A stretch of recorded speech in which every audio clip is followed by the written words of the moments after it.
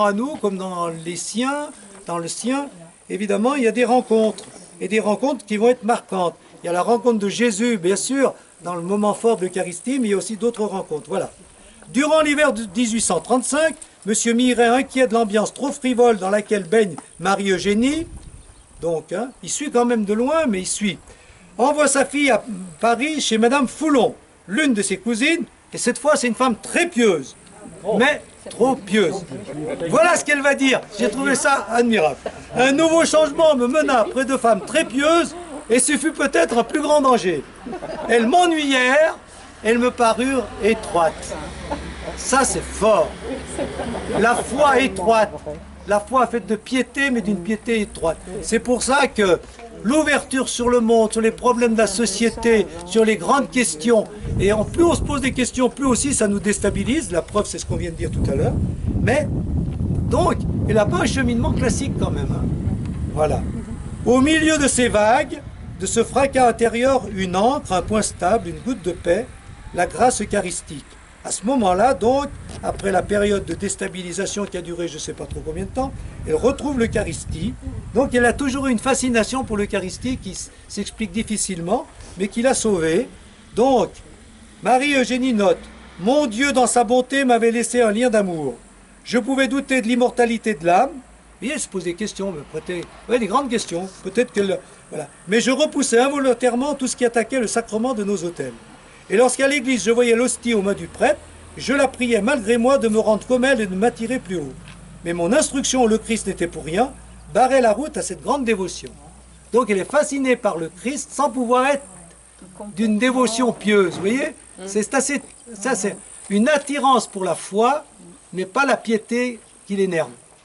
Mièvre. Mièvre. Voilà. Vous en retirez ce que vous voulez.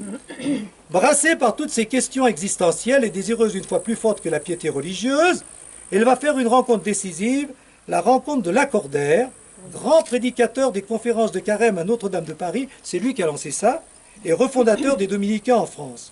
Mis au courant de la renommée de Lacordaire, elle décide d'aller l'écouter. Alors, voilà, même si pour ce faire, il fallait attendre longuement pour trouver une place dans la basilique, donc attendre longuement, ensuite assister à la messe de 10 heures. Attends, ça suit, ça vit. Oui, et y demeurer jusqu'à 13 heures, hein, où le père montait en chair, vous voyez, le matin de bonne heure pour faire la queue pour aller à l'église. Alors, c'est pas ce qui se passe aujourd'hui. Hein.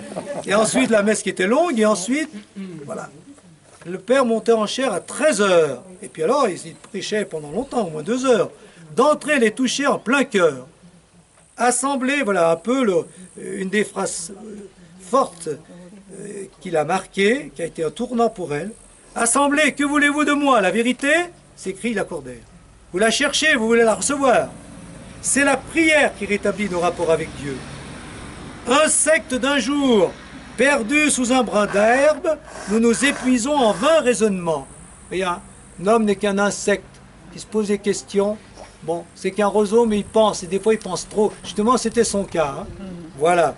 Alors, qu'est-ce qu'il dit? Nous nous demandons d'où nous venons, où nous allons, c'était ses questions. Hein.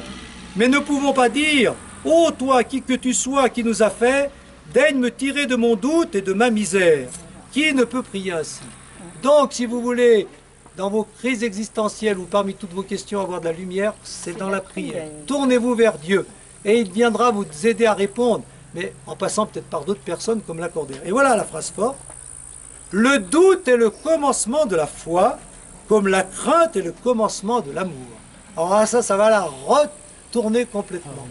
Le doute, comme on a dit, le désespoir conduit à l'espérance. Eh bien, la vraie foi passe par le doute. Parce que justement, ce n'est pas l'évidence, la foi. Donc, il faut douter des moments. Et quand on doute, c'est normal, parce que Dieu, ce n'est pas palpable, ce n'est pas du domaine de l'évidence. Donc, s'il y a du doute, ben, c'est que, justement, on ne va pas mettre Dieu au nombre des raisonnements, hein, des démonstrations. On va le rencontrer autrement. C'est le déclic, c'est même, dira Marie-Eugénie, sa conversion.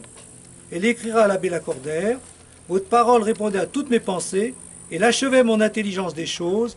Enfin, elle me donnait une générosité nouvelle. Une foi que rien ne devait plus faire vaciller, j'étais réellement converti. » Voilà. sa conversion date de cette rencontre avec Lacordaire et de ce que cette rencontre va faire mûrir en elle. Dès lors, elle se pose la question de sa vocation. Elle veut servir l'Église. Ma vocation... Il y a quelques petites fautes d'orthographe parce que je n'ai pas relu. Ma vocation date de Notre-Dame. Donner toutes mes forces, ou plutôt ma faiblesse à cette Église, qui seule désormais à mes yeux avait ici-bas le secret de la puissance du bien. Donc voilà, cette fois elle se décide. La foi, même si elle est faite de doute, elle est chevillée en elle, mais il faut aller plus loin, se donner à l'Église pour transmettre cette foi et surtout la faire rayonner sur la société, sur le monde qu'elle rencontre. Mais comment servir l'Église? Elle prend rendez-vous avec le Père Lacordaire qui lui dit « Priez et attendez ». Là aussi, il manque le D. En lui proposant de travailler. Et là encore, c'est toujours curieux. Eh bien, comment arriver à voir plus clair? Faut lire, faut lire, faut lire. Voilà. Bonald, Bourdaloue, Joseph de Maistre, chambérien, et toute une littérature contemporaine. Et en lui parlant de la vie religieuse, donc, lui, délicatement, ne l'embringue pas tout de suite en disant il faut rentrer dans un monastère. Il faut laisser mûrir cet appel et lire et attendre. Et il lui parle quand même, éventuellement, d'une vie religieuse. Et tout ça, ben voilà, ça va mûrir en elle. Bon. Donc, rencontre décisive. Alors, petit temps de méditation, ça vous fait une petite pause. On pense aux rencontres décisives sur le plan de la foi que nous avons eues. Ça peut être un prêtre, ça peut être une personne, un témoin. Quelles sont les rencontres décisives qui nous ont stimulés dans la foi et peut-être même convertis, c'est-à-dire qui ont fait un changement en nous.